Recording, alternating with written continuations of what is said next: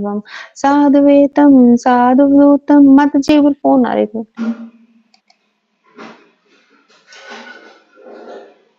साधुवेतं सावधूतं प्रजन तुम कृष्ण चैतन्य देवं श्री राधा कृष्ण पादान सगण ललिता श्री विशाखान्वितांश परिजन सहितं कृष्ण श्री राधा कृष्ण पादान सहगण ललिता श्री विशाखान्वितांश्च। हे कृष्णा करुणा सिंधु दीनबंधु जगतपते गोपेश गोपिका कांत श्री राधा कांत नमस्तुते। तप्त कांचन गौरांगी श्री राधे वृंदावनेश्वरी विश्वभानु सुधा देवी प्रणमामि हरिप्रिया। वाञ्छाकल्पतरुभ्यश्च कृपा सिन्धुभ्येव च पतितानां पावनेभ्यो वैष्णवेभ्यो नमो नमः। जय श्री कृष्ण चैतन्य प्रभु नित्यानंद श्री अद्वैत गदाधर शिवासादि गौर भक्त वृंदा। हरे कृष्णा कृष्णा कृष्णा हरे हरे हरे राम राम राम हरे हरे। नमो विष्णुपदाय कृष्णपृष्ठाय भूतले श्रीमते भक्ति वेदांत स्वामिनीति नामिने। नमस्ते सरस्वती देवे गौरवाणी प्रचारिणे निर्विशेष शून्यवादी पाश्चात्य देशतारिणे। नारायण नमस्कृतं नरो नरोत्तम देवी सरस्वती व्यासं ततो जय नमुदीयते। निष्ठाय प्राय पृष्ठेषु नित्य भागवत सेवया भागवतम उत्तम श्लोके भक्ति निष्ठ की। कृष्णाय वासुदेवाय देवकी नंदनाय च नंद गोप कुमाराय गोविंदाय नमो नमः। मुखं करोति वाचालं पङ्गुं लङ्घयते गिरिं यत्कृपातः अहं वन्दे परमानन्दमाधवं। हरे कृष्णा कृष्णा कृष्णा हरे हरे हरे राम राम राम हरे हरे। हरे कृष्णा माता जी दंडवत प्रणाम, सभी के चरणों में दंडवत प्रणाम। थोड़ा डिस्टर्ब हो गए माता जी, इसके लिए क्षमा चाहती। कोई बात नहीं। तो ठीक है, शुरू करते हैं आज की कक्षा हम। एक बार माता जी का सभी स्वागत करेंगे हरे कृष्णा महामंत्र बोलकर। हरे कृष्णा कृष्णा कृष्णा हरे हरे हरे राम राम राम हरे हरे। हरे कृष्णा, सभी के चरणों में दंडवत प्रणाम माता जी। सभी भक्तों को धन्यवाद प्रणाम। हाँ जी, प्रणाम आते सभी को। तो अभी हम कर रहे हैं श्रीमद् भगवत गीता यथारूप। इसमें अध्याय 18 है और 700 श्लोक हैं। अभी हम पढ़ रहे हैं अध्याय 13 प्रकृति पुरुष तथा चेतना। तो आज हम करेंगे 26वां श्लोक, 27वां और टाइम बचा तो 28वां। 3 श्लोक हम करने का प्रयास करेंगे। और कल हमने किया था 23, 24, 25। तो हमने पढ़ा था कि तो भी इस शरीर में एक अन्य दिव्य भोक्ता है जो ईश्वर है, परम स्वामी है और साक्षी तथा अनुभूति देने वाले के रूप में विद्यमान है और जो परमात्मा कहलाता है ना। हमने 2 क्षेत्रज्ञ की बात की थी, एक तो आत्मा और दूसरा परमात्मा। तो इसलिए यहाँ पर भगवान बता रहे कि शरीर के अंदर एक अन्य दिव्य भोक्ता भी है और वो कौन है? ईश्वर है, स्वामी परम स्वामी है, साक्षी तथा अनुमति देने वाले के रूप में विद्यमान है, जो कि परमात्मा कहलाता है।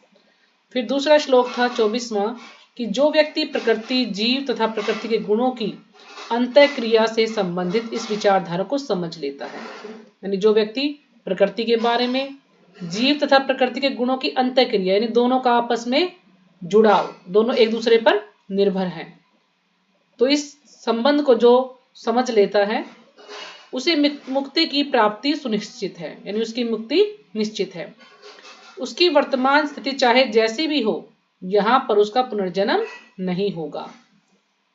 कुछ लोग परमात्मा को ध्यान के द्वारा अपने भीतर देखते हैं, तो दूसरे लोग ज्ञान के अनुशीलन के द्वारा, और कुछ ऐसे हैं जो निष्काम कर्म योग के द्वारा देखते हैं। तो हमने 3-4 लोगों की चर्चा की थी उस टाइम कि ध्यान योगी के बारे में, फिर अद्वैतवादी हैं, निराकारवादी हैं, अज्ञेयवादी हैं, नास्तिक है, संशयवादी हैं, उस प्रकार से हठ योगी हैं, आत्मदर्शी हैं। इतने सारे लोगों के बारे में हमने चर्चा की थी कि किस तरह से भगवान को देखते हैं। आज हम करेंगे श्लोक संख्या 26। अन्ये तु एवम् अजानन्तः श्रुत्वा अन्येभ्य उपासते ते अपि च अतितरन्ति एवं मृत्युम श्रुति परायणः। तो जो भी माता जी श्लोक का पढ़ना चाहे पढ़ सकते हैं। हरे कृष्णा माता जी, दंडवत प्रणाम। सभी के चरणों में दंडवत प्रणाम। श्रीमद् भगवत गीता यथारूप, इसमें कुल 18 अध्याय हैं, 700 श्लोक हैं और हम हैं 13वें अध्याय पे। अध्याय का नाम है प्रकृति, पुरुष तथा चेतना और इसमें 35 श्लोक हैं और हम 26 श्लोक पर आ गए। आज 26 श्लोक की रीडिंग। अन्य तु एवं अजानत श्रुत्यत्वा अभ्यन अन्यभ्य उपासते ते अपि चारितर अन्यते वे मृत्युम श्रुति पारणः। हरे कृष्णा माता जी, प्रणाम। प्रायण। और कोई? आज लग रहा है सब सो रहे हैं। शब्द माता जी चश्मा नहीं है यहाँ पे, कोई बात इसलिए नहीं, जब चश्मा मिल जाए जब पढ़ लेना, इधर ढूंढ लो माता जी। माता जी ऊपर है, ऊपर जाना हरे पड़ेगा। कृष्णा माता जी, मैं पढ़ती हूँ। हाँ जी पढ़िए। श्रीमद् भगवत गीता यथारूप, अध्याय 13, श्लोक नंबर 26। अनेतु एवं अञ्जानन्तः श्रुत्वा अन्येभ्य उपासते ते अपि च अतितरन्ति एव मृत्युम श्रुति परायण। हरे कृष्णा माता जी। जी हरे कृष्ण। शब्दार्थ: अन्य अन्य लोग, तू लेकिन, एवं इस प्रकार, अजानन्तः आध्यात्मिक ज्ञान से रहित, श्रुत्वा सुनकर, अन्येभ्य अन्यों से, उपासते पूजा करना प्रारंभ कर देते हैं, ते वे अपि भी, च तथा, अतितरंती पार कर जाते हैं, एव निश्चय ही, मृत्यु का मार्ग, श्रुति परायणः श्रवण विधि के प्रति रुचि रखने वाले। तो जो आज का श्लोक है ये उनके लिए है जो कि ये बोलते हैं कि हम तो पढ़े लिखे नहीं हैं, हमें तो ज्यादा ज्ञान नहीं है ना, हम भगवान का नाम कैसे ले सकते हैं। तो यहाँ भगवान बता रहे हैं कि जिसे ज्यादा ज्ञान नहीं है, जो ज्यादा पढ़ा लिखा भी नहीं है या बिल्कुल पढ़ा लिखा भी नहीं है, उसके वो भी भगवान की भक्ति कर सकता है। किसके माध्यम से? श्रवण के माध्यम से। अगर वो पढ़ नहीं सकता तो श्रवण, उसको ज्यादा से ज्यादा सुनने पर ध्यान देना चाहिए। अगर वो सुनता ही रहेगा, अच्छे सुनते रहेगा, तो भी वो जो है भक्ति में अग्रसर हो सकता है, भगवान के धाम जा सकता है, भगवान को प्राप्त कर सकता है। ये जरूरी नहीं है कि जो ग्रंथों को पढ़ रहे हैं वही प्रगति कर सकते हैं, जो नहीं पढ़ सकते हैं, सिर्फ सुन सकते हैं, तो सुनने पे ज्यादा ध्यान दें। जैसे कि हमारे प्रभु जी हैं, आप सभी जानते ही होंगे, रवि प्रभु जी हैं, जो कि अभी फिलहाल दूध का काम कर रहे हैं, दूध दे के जाते हैं। तो वो बिल्कुल अनपढ़ हैं, बिल्कुल पढ़े लिखे नहीं हैं, लेकिन उनका श्रवण शक्ति इतनी तेज है कि वो सिर्फ सुनते ही हैं, सुन सुन के ही वो लेक्चर दे सकते हैं, इतना उनका जो है सुनने में ध्यान है।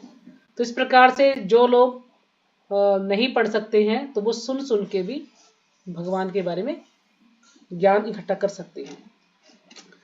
तो अनुवाद: ऐसे भी लोग हैं जो यद्यपि आध्यात्मिक ज्ञान से अवगत नहीं होते, पर अन्यों से परम पुरुष के विषय में सुनकर उनकी पूजा करने लगते हैं, है ना। कुछ लोग ऐसे होते हैं जिनकी श्रद्धा होती है भगवान में, उन्होंने शास्त्रों को नहीं पढ़ा, है ना, उनको ज्यादा ज्ञान नहीं है, लेकिन फिर भी अगर भगवान के बारे में थोड़ा बहुत सुनते हैं।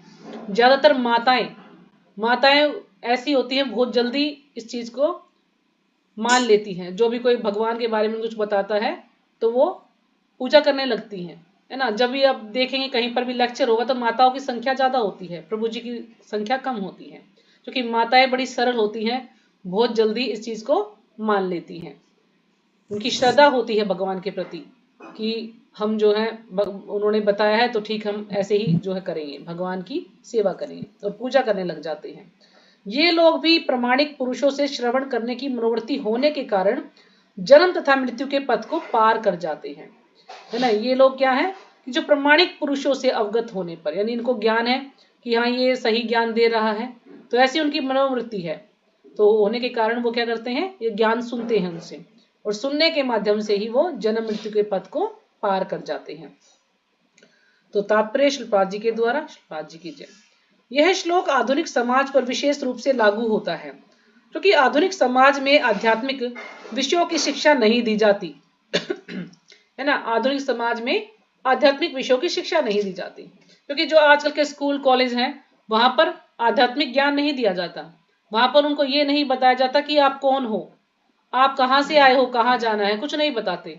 सिर्फ उनको ऐसा ज्ञान देते हैं जो बस उनको अच्छी से नौकरी मिल जाए। उनको आध्यात्मिक ज्ञान बिल्कुल नहीं है, अपने धर्म के बारे में कुछ नहीं पता होता। सिर्फ ये बस ये उनको ऐसा ज्ञान देते हैं, भौतिक ज्ञान, जिससे उनको एक जॉब मिल जाएगी अच्छी सी, और बस वो अपना अच्छे से गुजारा कर लेंगे, बस और कुछ नहीं। कुछ लोग नास्तिक प्रतीत होते हैं, तो कुछ अज्ञेयवा, अब जो अज्ञेयवादी है, जहां पर यहाँ पर अज्ञेयवादी आएगा, है ना, हमने कल चर्चा की थी इसके बारे में, था दार्शनिक, लेकिन वास्तव में इन्हें दर्शन का कोई ज्ञान नहीं होता। कुछ लोग नास्तिक प्रतीत होते हैं। नास्तिक ऐसे लोग हैं जो बिल्कुल मानते ही नहीं है भगवान को, उनको कितना ही कहो मानेंगे ही नहीं भगवान को, बिल्कुल नास्तिक लोग होते हैं।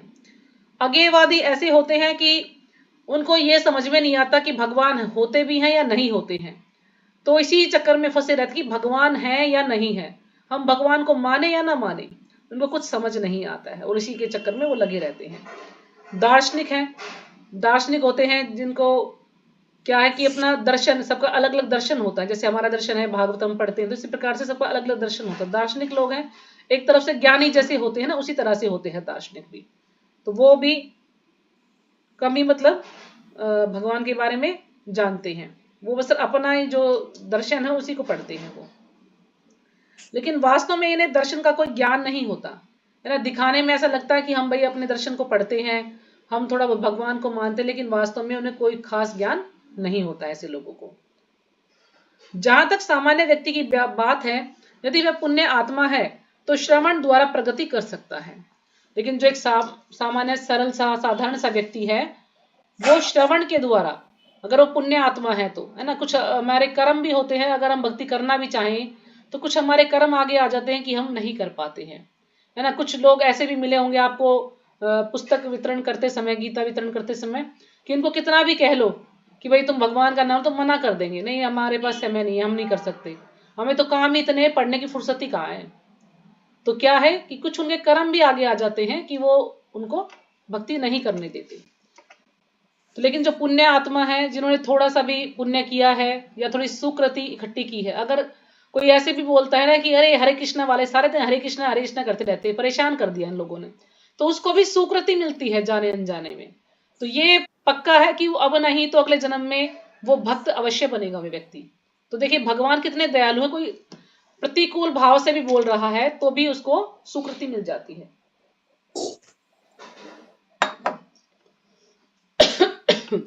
तो श्रवण के द्वारा प्रगति कर सकता है।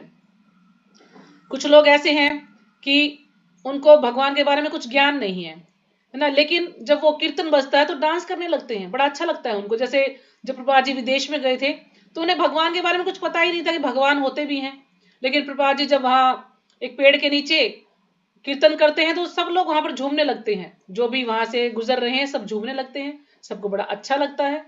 तो इस प्रकार से उनको एक कहते ना अनजान में सुकृति मिल जाती है, ऐसे लोगों को सुकृति मिल जाती है जिनको ज्ञान नहीं है, लेकिन किसी ने उसको प्रसाद दे दिया, या वो कीर्तन में उनको कीर्तन अच्छा लगता है तो डांस करने लगते हैं, या सोचते हैं चलो भाई देखते हैं, वहां पर थोड़ी देर बैठ जाते हैं, तो उनका कुछ ना कुछ भला ही होता है।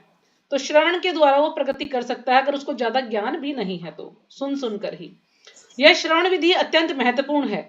आधुनिक जगत में कृष्ण भावनामृत का उपदेश करने वाले भगवान चैतन्य ने श्रवण पर अत्यधिक बल दिया था, क्योंकि यदि सामान्य व्यक्ति प्रमाणिक स्रोतों में से केवल श्रवण करे तो वह प्रगति कर सकता है। तो चैतन्य महाप्रभु ने श्रवण पर ज्यादा ध्यान बल दिया है कि हमें श्रवण विधि, कि हमें जो है सुन सुनकर ही हम अपना उद्धार कर सकते हैं। तो हमें सुनना चाहिए अवश्य सबको, और प्रमाणिक स्रोतों से सुनना चाहिए। विशेषता चैतन्य महाप्रभु के अनुसार यदि हरे कृष्ण कृष्ण कृष्ण हरे हरे, हरे राम राम राम हरे हरे दिव्य ध्वनि को सुने। इसलिए कहा गया है कि सभी व्यक्तियों को सिद्ध पुरुषों से श्रवण करने का लाभ उठाना चाहिए और इस तरह क्रम से प्रत्येक वस्तु समझने में समर्थ बनना चाहिए। तो भगवान ने हमें क्या दिया है? हरे कृष्ण महामंत्र। ये हरे कृष्ण महामंत्र ऐसा है कि चाहे किसी को ज्ञान है या नहीं है, कोई बूढ़ा है, जवान है, स्त्री है, बच्चा, कोई भी है, तो अगर उसके पास समय नहीं है पढ़ने का, लिखने का, सुनने का, तो वो उसको गा भी सकता है ना। मान लीजिए आप घर में खाना बना रहे हैं, सफाई कर रहे हैं, कपड़े धो रहे हैं, तो हरे कृष्ण कीर्तन कीजिए। उससे आप भगवान के टच में रहेंगे और उससे आपकी चेतना भी शुद्ध होगी और भगवान का नाम भी लिया जाएगा। तो उसके लिए कोई जरूरी नहीं कि आप जो है ग्रंथों को पढ़ें या आप कहीं पर मंदिर में जाएं। अगर मंदिर में वैसे जाना चाहिए, अगर नहीं जा सकते तो आप ऐसे भी करेंगे तो भी आपका कुछ ना कुछ भला अवश्य होगा। तो कितनी आसान विधि भगवान ने हमें दे दी कि हम अपने काम भी करते रहे और हरे कृष्ण जो है कीर्तन भी करते रहे। उसमें दिक्कत क्या है? काम तो हम हाथ से कर रहे हैं, लेकिन हमारा मुंह खाली है तो मुंह से हम अपना भगवान का नाम ले, जिव्या से भगवान का नाम ले हम। तो कितना आसान जो है भगवान ने हमारे लिए कर दिया है। क्योंकि पहले के समय में क्या था कि अगर कोई सिद्ध पुरुष आते थे, कोई महात्मा आते तो बड़ा स्वागत होता था उनका, है ना। वो कुछ भी बोलते थे, बड़े लोग जो है जिज्ञासा से, बड़े ध्यान से उसको सुनते थे कि हाँ ये क्या बता रहा है। जैसे हमारे रिलेशन में है एक हमारी मामी जी लगेंगी, तो वो आई थी, तो मैं उनको ऐसे बोल रही थी, तो कह रही कि हमें तो एक ज्ञान ही नहीं था कि भगवान का नाम लेना चाहिए, है ना, कि भक्ति करनी चाहिए। हमें कुछ पता ही नहीं था। हम तो बस सुबह खेत में चले गए, वहां का काम किया, फिर घर का काम किया, बस इसी में लगे रहते थे सारे दिन। अब हमें थोड़ा थोड़ा ज्ञान हुआ है कि भगवान का नाम लेना चाहिए। शायद हम पहले भगवान का नाम लेते तो हम इतना दुख नहीं पाते जितना कि अब पा रहे हैं। यानी कुछ लोगों को तो पता ही नहीं है कि भगवान का नाम लेना चाहिए। कितने लोग ऐसे हैं तो यदि हम उनको बताएंगे जा करके, या वो जैसे कीर्तन निकल होता है गलियों में, तो लोग सुनते हैं, तो कुछ लोग उससे प्रभावित होते हैं, और जो प्रभावित होते हैं तो धीरे धीरे जुड़ भी जाते हैं, तो उनका कुछ ना कुछ भला ही होता है। तो इन्हें श्रवण करना बहुत जरूरी है।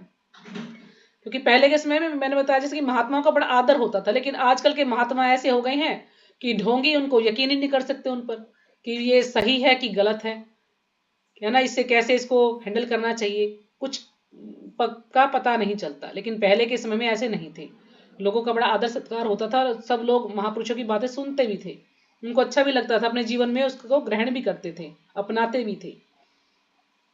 तब निश्चित रूप से परमेश्वर की पूजा हो सकेगी, है ना, यदि हम श्रवण के माध्यम से करेंगे। तो इस तरह क्रम से प्रत्येक वस्तु समझने में समर्थ बनना चाहिए। तो क्रम के अनुसार तो धीरे धीरे हम जो है भगवान की भक्ति करने लगेंगे, पूजा करने लगेंगे।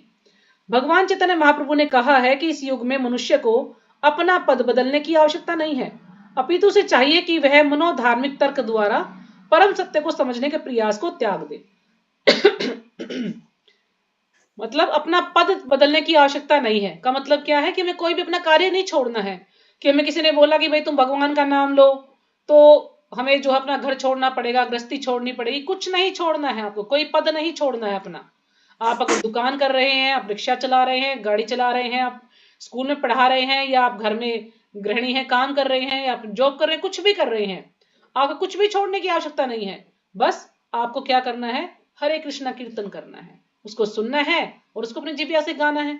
बस कुछ भी बदलने की आवश्यकता नहीं है। बस आपको इतना जरूर करना है कि जो मनोधार्मिक तर्क द्वारा परम सत्य को समझने का प्रयास त्याग दें, कि अपने मन से ही हम भगवान को समझ लेंगे, है ना, हम बड़े ज्ञान है हमें, तो हमें किसी की जरूरत नहीं है, हम अपने आप ही भगवान को समझ लेंगे। ऐसा नहीं।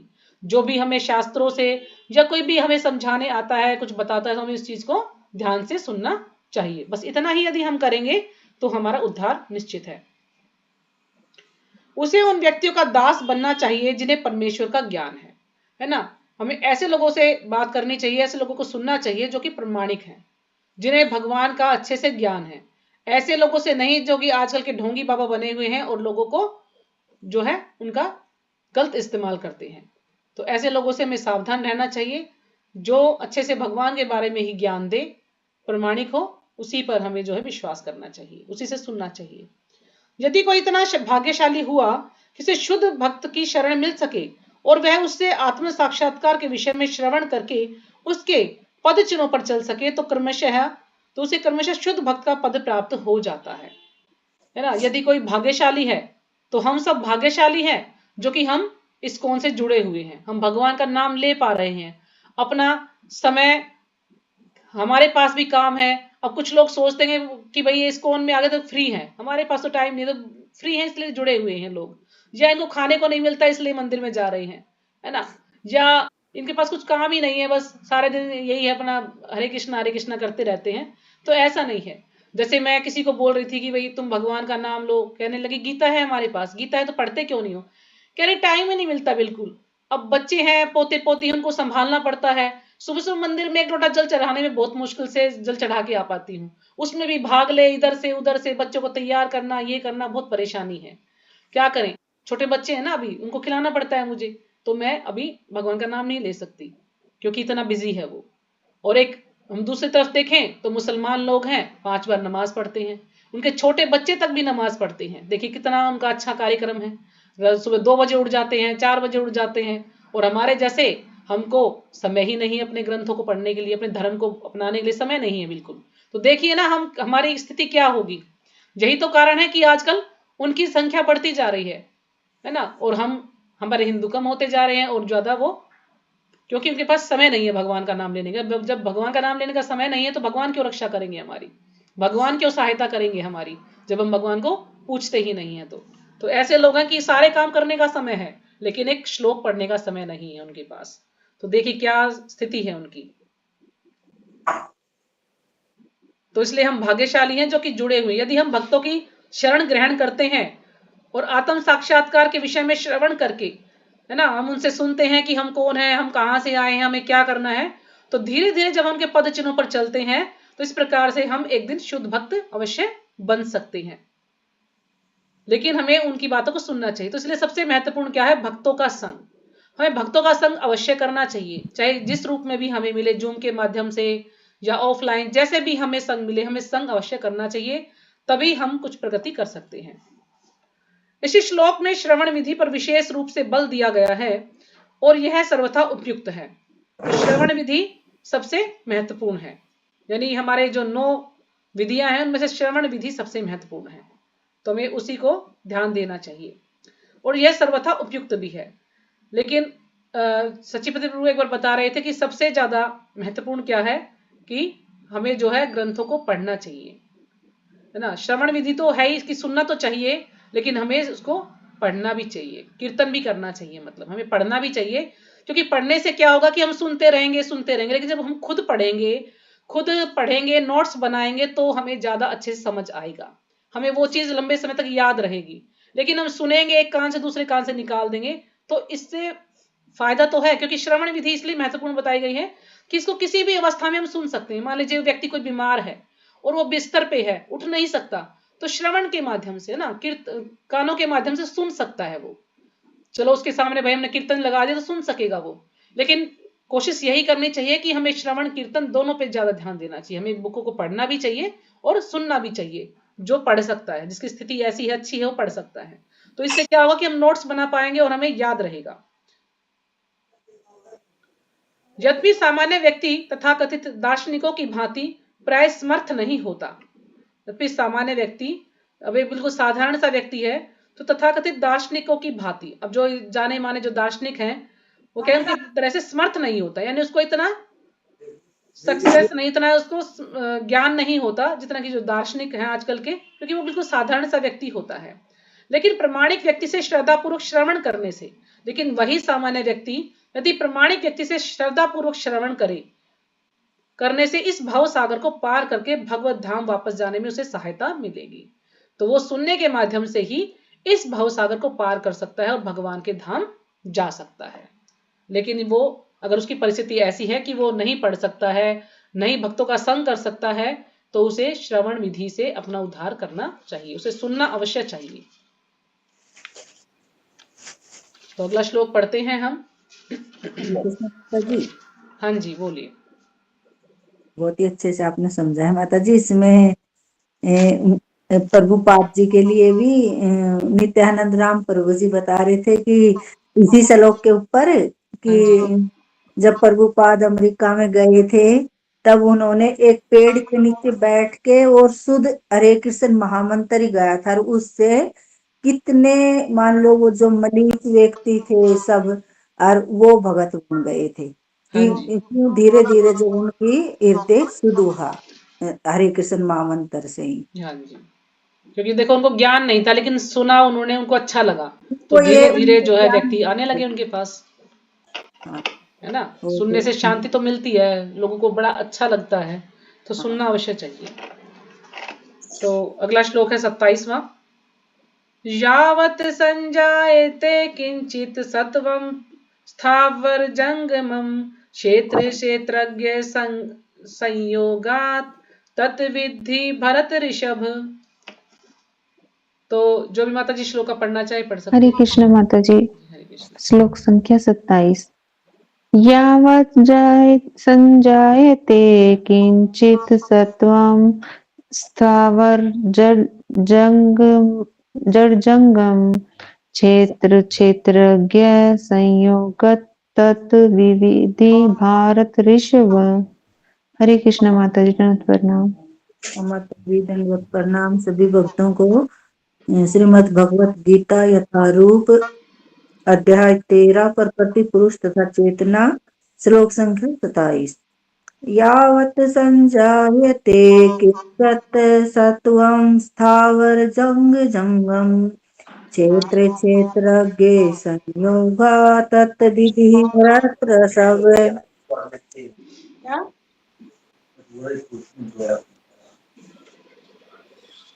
और कोई पढ़ना चाहेगा? हरे कृष्ण माता जी, दंडवत हरे प्रणाम। कृष्णा, प्रणाम माता। अध्याय 13 श्लोक संख्या 27।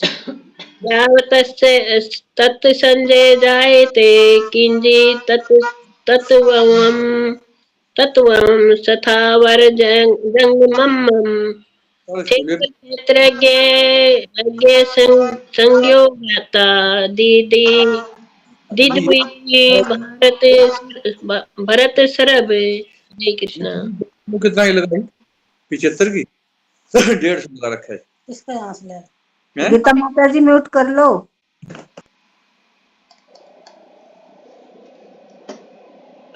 हाँ जी, और किसी को पढ़ना श्लोक? शब्द अर्थ। यावत जो भी, संजायते उत्पन्न होता है, किंचित कुछ भी, सत्वम अस्तित्व, स्थावर अचर, जंगमम चर, क्षेत्र शरीर का, क्षेत्रज्ञ तथा शरीर के ज्ञाता के, संयोगात संयोग जुड़ने से, तत्विधि तुम उसे जानो, भरत ऋषभ हे भरतवंशियों में श्रेष्ठ। तो अनुवाद, हे भरतवंशियों में श्रेष्ठ, यह जान लो कि चर तथा अचर जो भी तुम्हें अस्तित्व में दिख रहा है, वह कर्म क्षेत्र तथा क्षेत्र के ज्ञाता का संयोग मात्र है। तो चर अचर यानी चलने वाले और अचर ना चलने वाले जीव। तो यहां भगवान अर्जुन को कह रहे हैं कि हे भरतवंशियों में श्रेष्ठ, तुम जान लो कि चर तथा अचर जो भी तुम्हें दिखाई दे रहा है, वे सब किसके कारण है? कर्म क्षेत्र तथा क्षेत्र के ज्ञाता का संयोग मात्र है। तो कर्म क्षेत्र क्या है? हमारा शरीर। और क्षेत्रज्ञ यानी क्षेत्र के ज्ञाता कौन है? आत्मा। तो दोनों का संयोग मात्र है ये। तो इसको हम ऐसे भी समझ सकते हैं और इसको हम प्रकृति के उससे भी समझ सकते हैं कि प्रकृति और जीव का संयोग मात्र। तो इस प्रकार से ये चराचर जो हम देख पा रहे हैं, ये इसी कारण से हम देख पा रहे हैं, क्योंकि जो ये हमारा शरीर है, इसको कर्म क्षेत्र भी कहा जाता है, क्षेत्र भी कहा जाता है, इसको प्रकृति भी कहा जाता है ना। और शरीर तो बोलते ही हैं हम लोग, तो इसके कई अर्थ हो सकते हैं। तो इसलिए क्षेत्रज्ञ और क्षेत्र का संयोग मात्र है, उनके दोनों के संयोग से ऐसा दिखाई दे रहा है हमें। तो और प्रभा जी में इसे और अच्छे से समझाएंगे। तात्पर्य शिल्पा जी के द्वारा। शिल्पा जी की जय। इसी श्लोक में ब्रह्मांड की सृष्टि के भी पूर्व से अस्तित्व में रहने वाली प्रकृति तथा जीव दोनों की व्याख्या की गई है। तो जो श्लोक हम पढ़ रहे हैं, इसमें प्रकृति और जीव के बारे में चर्चा की गई है। तो ये जो जीव और प्रकृति है, ये सृष्टि से पहले से ही विद्यमान है। ऐसा नहीं है कि जब सृष्टि हुई तो इनकी उत्पत्ति हुई, ये हमेशा से ही है। दोनों ही अनादि हैं, दोनों ही शाश्वत हैं। तो जो प्रकृति है वो हमेशा रहती है और जीव भी रहते हैं महतत्व के अंदर। ठीक है।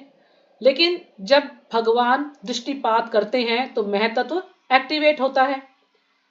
उससे पहले प्रकृति को प्रधान कहा जाता है, प्रधान यानी से तीनों गुण उसके अंदर होते हैं, लेकिन जब भगवान दृष्टिपात करते हैं तो वो एक्टिवेट होता है और फिर प्रकृति क्या करती है, यानी भगवान बीज डाल देते हैं तो प्रकृति फिर सृष्टि करती है।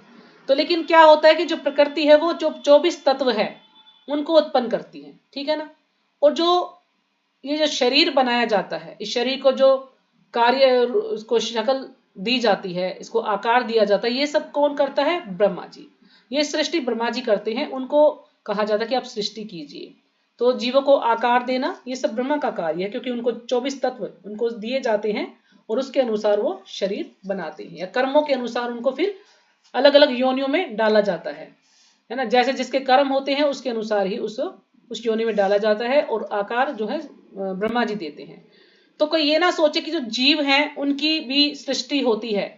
जीव तो हमेशा से ही है उसके अंदर, सिर्फ सृष्टि किसकी होती है, शरीर दिया जाता है उनको, अलग अलग योनियों में उन्हें बांटा जाता है कि तुम्हें किस योनि में जाना है और कौन सा शरीर उनको देना है। तो ये सारा कार्य ब्रह्मा जी करते हैं। बाकी जीव की और प्रकृति की कोई सृष्टि नहीं होती, वो हमेशा से ही है और हमेशा ही रहते हैं।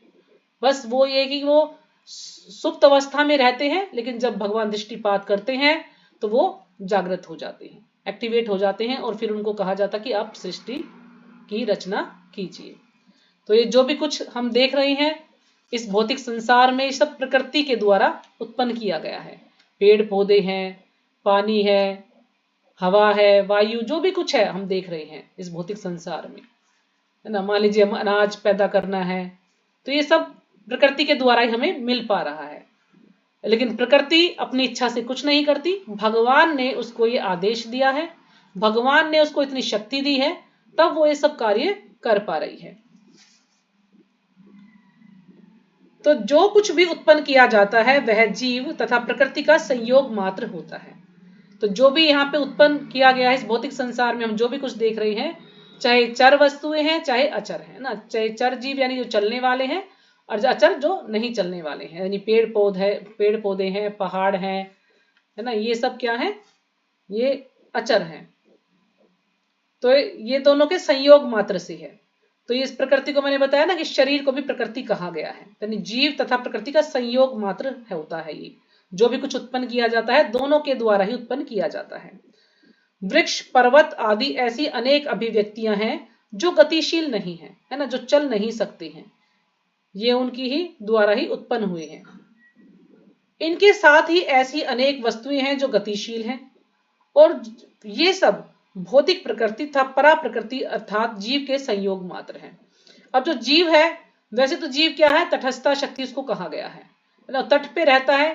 अब वो इसकी इच्छा है कि वो अंतरंगा शक्ति की तरफ जाएगा या बहिरंगा शक्ति की तरफ जाएगा, लेकिन जीव क्या है, परा प्रकृति भी है, और जो प्रकृति है वो भौतिक प्रकृति, इसको अपरा प्रकृति भी बोलते हैं, प्रकृति को अपरा प्रकृति, और जीव को परा प्रकृति बोलते हैं। यह प्रकृति जीव के स्पर्श के बिना कुछ भी उत्पन्न नहीं हो सकता। अच्छा, परा प्रकृति जीव के स्पर्श के बिना कुछ भी उत्पन्न नहीं हो सकता ना। परा प्रकृति क्या है, जीव को कहा गया है, यानी जीव के स्पर्श के बिना कुछ भी उत्पन्न नहीं हो सकता। भौतिक प्रकृति तथा आध्यात्मिक प्रकृति का संबंध निरंतर चल रहा है। अब जीव क्या है, परा प्रकृति यानी आध्यात्मिक प्रकृति है, और जो प्रकृति है वो अपरा प्रकृति यानी भौतिक प्रकृति है। तो दोनों के संयोग से भौतिक प्रकृति तथा आध्यात्मिक प्रकृति का संबंध निरंतर चल रहा है, और यह संयोग परमेश्वर द्वारा संपन्न कराया जाता है। यानी दोनों का संयोग है, दोनों एक दूसरे पर निर्भर है, और ये कौन कर रहा है, भगवान। तो भगवान द्वारा ही यह संपन्न कराया गया है। अतएव ये वे ही परा तथा अपरा प्रकृतियों के नियामक हैं। तो इन दोनों के पीछे कौन है, कंट्रोलर कौन है, भगवान है।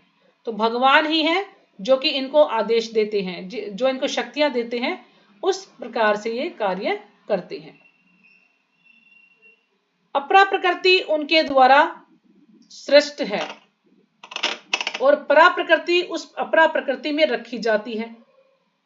अब अपरा प्रकृति उनके द्वारा सृष्ट है, यानी अपरा प्रकृति को भगवान ने ही उत्पन्न किया है और परा प्रकृति उस अपरा प्रकृति में रखी जाती है, और परा प्रकृति यानी जीव उसके अंदर है, यानी प्रकृति सबको उत्पन्न करती है। इस प्रकार सारे कार्य तथा अभिव्यक्तियां घटित होती हैं। इस प्रकार जितने भी कार्य हम देखते हैं, जो भी अभिव्यक्तियां यानी जो भी अलग अलग वस्तुएं प्रकट होती हैं, अभिव्यक्ति यानी किसी को चीज को प्रकट करना या दर्शाना, तो जो भी अन्य और वस्तुएं प्रकट होती हैं, घटित होती हैं, वो क्या है, वो इस अपरा प्रकृति के कारण ही है। क्योंकि जैसे हमने बताया ना कि महतत्व होता है, तो महतत्व के अंदर ये 24 तत्व भी हैं, प्रकृति भी है और जीव भी है, तो सब कुछ है उसके अंदर। लेकिन भगवान जब दृष्टिपात करते हैं तो फिर वो सब जो है गतिशील होते हैं और सब कार्य करना शुरू कर देते हैं। ऐसा नहीं कि जीवों की सृष्टि दोबारा से की गई, नहीं, जीव की सृष्टि पहले ही हो चुकी है। वो जितने जीव भगवान ने बनाए हैं वो ना तो कम है होते ना ज्यादा। बोलते हैं ना कि भाई इतने सारे लोग मर रहे हैं या जनसंख्या इतनी बढ़ रही है, तो उससे कोई फर्क नहीं पड़ता, जीव जितने हैं उतने ही हैं। लेकिन ये बात अलग है कि वो किस रूप में है ना। कोई भगवान का नाम ले रहे हैं तो उनको मनुष्य का शरीर मिलेगा, नहीं तो फिर वो जीवों का शरीर मिलेगा, किसी पशु का शरीर मिलेगा। इस प्रकार से जो उत्पत्ति जो होती है, जो सृष्टि जो की जो रचना होती है, वो होती है शरीर की। शरीर को उत्पन्न किया जाता है, शरीर बनाया जाता है, उनको अलग अलग योनियों में डाला जाता है। बाकी जो जीव हैं उनकी उत्पत्ति नहीं होती, वो हमेशा से ही उसमें रहते हैं महतत्व में, बस उनको जगाया जाता है। वो सो रहे होते हैं तो उनको दृष्टिपात करके जागृत किया जाता है ताकि तुम अब कार्य करना शुरू करो। हाँ जी माता जी कुछ पूछना चाह रहे थे पूनम माता जी? जी माता जी, ये लाइन दोबारा से बता दो। अतः वे ही परा तथा अपरा प्रकृति के नियामक हैं। अपरा प्रकृति उसके द्वारा श्रेष्ठ है और परा प्रकृति उस पर अपरा प्रकृति। मतलब ये क्या है माता जी? ऐसे ही बता रखा है माता जी इसका ना, बस यही कि भाई दोनों के कंट्रोलर तो भगवान ही है। ऊपर वाली लाइन तो समझ आई गई होगी। परा प्रकृति और अपरा प्रकृति दोनों के नियामक भगवान ही है। अपरा प्रकृति उनके द्वारा सृष्ट है, यानी अपरा प्रकृति भगवान के द्वारा ही सृष्टि की जाती है और परा प्रकृति उस अपरा प्रकृति में रखी जाती है, और परा प्रकृति यानी जीव को उसमें रखा जाता है। यही मैं तो यही समझ पा रही हूँ, बाकी और इसको देखूंगी। मैंने इसको आज पढ़ा नहीं है किताब को ना, तो मेरे को ज्यादा इसमें ध्यान नहीं दिया मैंने इसको। तो इसमें यही है बस कि अपरा प्रकृति उनके द्वारा सृष्ट है और परा प्रकृति उस अपरा प्रकृति में रखी जाती है। ठीक है, और इसको कल मैं एक बार दोबारा से देख लेंगे, है ना माता जी? हाँ जी, शायद इसका मैंने खैर मेरा थोड़ा ऐसा ध्यान है कि ऐसे तो नहीं है जैसे परा प्रकृति जो राधा रानी की शक्ति में से ये सारी शक्तियां मान लो। हाँ ऐसा भी हो सकता है, क्योंकि जितनी भी जो शक्ति है ना अंतरंगा शक्ति से ही आ रही है सारी। महामाया दुर्गा देवी जो भी है अंतरंगा शक्ति से ही आ रही है। तो इस अपरा प्रकृति उनके द्वारा सृष्ट है, यानी उनके द्वारा सृष्टि की गई है, और परा प्रकृति उस अपरा प्रकृति में रखी जाती है, यानी जीव को उसमें रखा गया है। मेरे ख्याल तो यही है कि मैं राधा रानी की शक्तियां हैं। हाँ एक बार इसको थोड़ा सा और मैं कल क्लियर कर दूंगी। ठीक है, तो इस प्रकार से सारे कार्य तथा अभिव्यक्तियां घटित होती हैं। तो अगला श्लोक पढ़ते हैं हम 28वां। समम सर्वेषु भूतेषु तिष्ठन्तं परमेश्वरं विनश्यत्सु अविनश्यतं यः पश्यति सः पश्यति। हरे कृष्ण माता जी, दंडवत प्रणाम सभी भक्तों को। श्लोक संख्या 28। समं सर्वेषु भूतेषु तिष्ठन्तं परम ईश्वरं विनश्यत्सु अविनश्यन्तं ये पश्यति स पश्यति। हरे कृष्ण माता जी, दंडवत प्रणाम सभी को। हरे कृष्ण माता जी प्रणाम। हरे कृष्ण प्रणाम। अध्याय 13 श्लोक संख्या 28। समं सर्वेषु भूतेषु तिष्ठन्तं परमेश्वरं विनश्येतस्य विनश्यतं यः पश्यति स पश्यति। हरे कृष्ण। और कोई शब्द अर्थ? समम समभाव से, सर्वेषु समस्त, भूतेषु जीवों में, तिष्ठन्तः तिष्ठन्तम वास करते हुए परम ईश्वरम परमात्मा को विनश्यत्सु नाशवान अविनश्यंतम नाश रहित यह जो पश्यति देखता है सह वह वही पश्यति वास्तव में देखता है। अनुवाद, जो परमात्मा को समस्त शरीरों में आत्मा के साथ देखता है और जो यह समझता है कि इस नश्वर शरीर के भीतर न तो आत्मा न ही परमात्मा कभी भी विनष्ट होता है, वही वास्तव में देखता है। तो यहाँ भगवान अर्जुन को समझा रहे हैं कि जो परमात्मा को समस्त शरीरों में आत्मा के साथ देखता है ना, जो भी जीव हैं हम उनके अंदर ये देखें कि ये इसके अंदर भी आत्मा है और भगवान भी इसके अंदर है परमात्मा रूप में। तो जो ऐसा देखता है वो मतलब कि चाहे वो कुत्ते के शरीर में है, बिल्ली के शरीर में है, चाहे मनुष्य के शरीर में है, गधे के शरीर में है, लेकिन क्या है कि सबके अंदर क्या है, परमात्मा है ना। सभी अलग अलग आत्माएं हैं और सबके अंदर परमात्मा भी है। जो इसके साथ देखता है किसी को, जो ये समझता है कि नश्वर शरीर के भीतर न तो आत्मा न ही परमात्मा कभी विनष्ट होता, जिसको एक ज्ञान है कि ये शरीर क्या है, नश्वर है, लेकिन जो आत्मा और परमात्मा है वो कभी नष्ट नहीं होता, तो वही वास्तव में देखता है ना। जैसे कि हमारे घर से कोई चला जाता है तो हम बड़े दुखी होते हैं, विलाप करते हैं कि वो मुझे छोड़कर क्यों चला गया, है ना। तो हम किसके लिए विलाप कर रहे हैं, यहाँ पर यही बात समझा रहे हैं कि किसके लिए विलाप कर रहे हैं। जिसके लिए विलाप कर रहे हैं, क्या हमने कभी उसको देखा, या जिसके साथ हम लड़ाई कर रहे हैं, जिससे हम ईर्ष्या कर रहे हैं, जिससे हम झगड़ा कर रहे हैं, तो क्या हमने उसको कभी देखा है जो हम उसके लिए लड़ाई कर रहे हैं? नहीं देखा हमने तो सिर्फ उसके शरीर को देखा है ना। उस शरीर से हम, उस शरीर के द्वारा ही हम झगड़ा कर रहे हैं, उस शरीर के द्वारा हम ईर्ष्या कर रहे हैं, लेकिन जो वास्तव में उस शरीर का जो मालिक है उसको तो हमने देखा ही नहीं है। अगर हम इस हिसाब से उसको देखें कि प्रत्येक शरीर में आत्मा और परमात्मा होता है, तो वास्तव में वही ये सही देखता है। तो तात्पर्य श्रीपाद जी के द्वारा, श्रीपाद जी की जय। जो व्यक्ति सत्संगति से तीन वस्तुओं को, शरीर को, शरीर के स्वामी को या आत्मा तथा आत्मा के मित्र को एक साथ संयुक्त देखता है, वही सच्चा ज्ञानी है ना। जिसको कि शरीर का, शरीर के स्वामी का और आत्मा के मित्र को यानी परमात्मा को एक साथ संयुक्त देखता है, क्योंकि तीनों चीजें एक साथ होती हैं ये शरीर में, है ना। भगवान भी हैं शरीर में, आत्मा भी है और ये शरीर भी है, इस प्रकार से। तो वो वास्तव में सच्चा ज्ञानी है। जब तक आध्यात्मिक विषयों के वास्तविक ज्ञाता की संगति नहीं मिलती, जब तक आध्यात्मिक विषयों के वास्तविक ज्ञाता की, है ना, जिसको कि आध्यात्मिक विषयों का पूरा ज्ञान है, जिनको इन तीनों चीजों का ज्ञान है अच्छे से, जब तक हमें उनका संग नहीं मिलता है तब तक कोई इन तीनों वस्तुओं को नहीं देख सकता। जब तक कोई हमें ऐसा महापुरुष नहीं मिलेगा जो कि हमें इन तीनों चीजों के बारे में समझा सके, तो तब तक हम उन चीजों को नहीं समझ सकते, हम नहीं देख सकते। अब मान लीजिए जो भक्ति में है उनको तो ज्ञान है, थोड़ा बहुत हमें ज्ञान हो गया है कि शरीर है, फिर आत्मा है, परमात्मा है, लेकिन जो लोग बिल्कुल नास्तिक हैं या जो लोग भक्ति से नहीं जुड़ते हैं, तो उन लोगों को इतना ज्ञान नहीं है। वो क्या बोलते हैं, आत्मा सो परमात्मा, है ना, आत्मा ही परमात्मा है, उनका ये कहना है। वो अलग से मानते ही नहीं इस चीजों को ना। लेकिन जिन्हें ज्ञान है उनको ज्ञान है कि हाँ, तीन चीजें होती हैं, तीन शरीर होते हैं।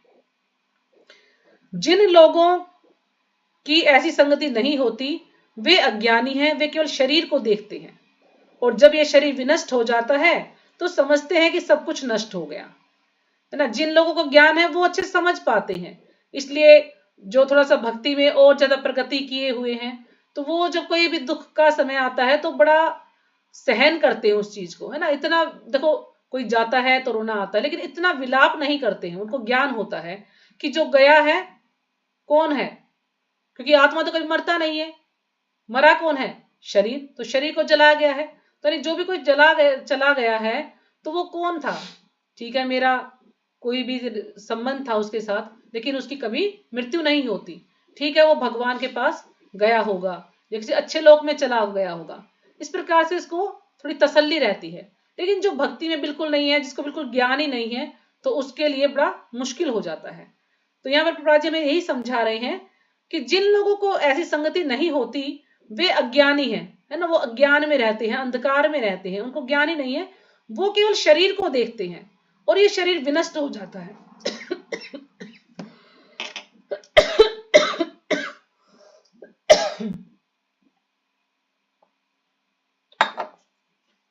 और फिर सोचते हैं कि सब कुछ नष्ट हो गया। कुछ लोग तो इतना विलाप करते हैं कि बस उसको कभी भूल ही नहीं पाते हैं, है ना। क्यों? क्योंकि उनको ज्ञान नहीं है कि जो भी गया है वो मतलब चला गया है, उसका कार्य पूरा हो गया यहाँ से, तो वो चला गया है, लेकिन उसकी मृत्यु नहीं हुई है।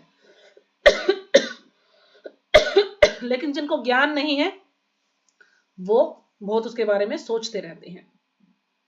वो सोचते हैं कि मेरा तो सब कुछ नष्ट हो गया है, कुछ बचा ही नहीं है, अब मैं जीऊं तो किसके लिए जीऊं। लेकिन वास्तविकता यह नहीं है। शरीर के विनष्ट होने पर आत्मा तथा परमात्मा का अस्तित्व बना रहता है।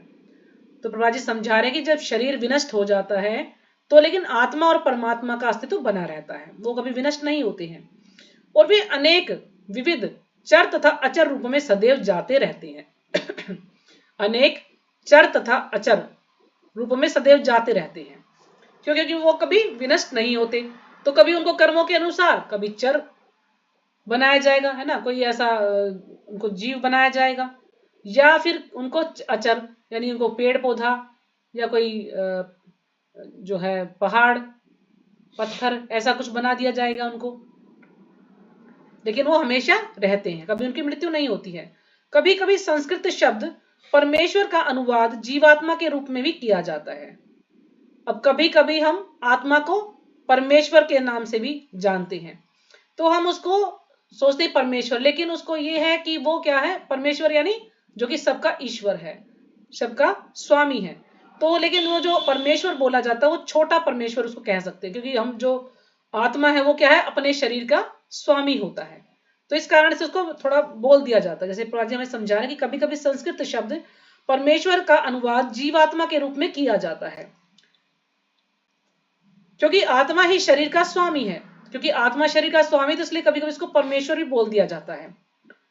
और शरीर के विनाश होने पर वह अन्यत्र देहांतरण कर जाता है, और जैसे ही शरीर का विनाश होता है तो वो चला जाता है और किसी दूसरे शरीर में उसको भेज दिया जाता है।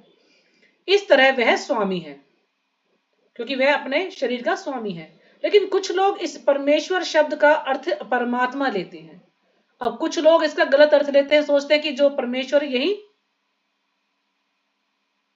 नहीं, कुछ लोग परमेश्वर शब्द का अर्थ परमात्मा लेते हैं।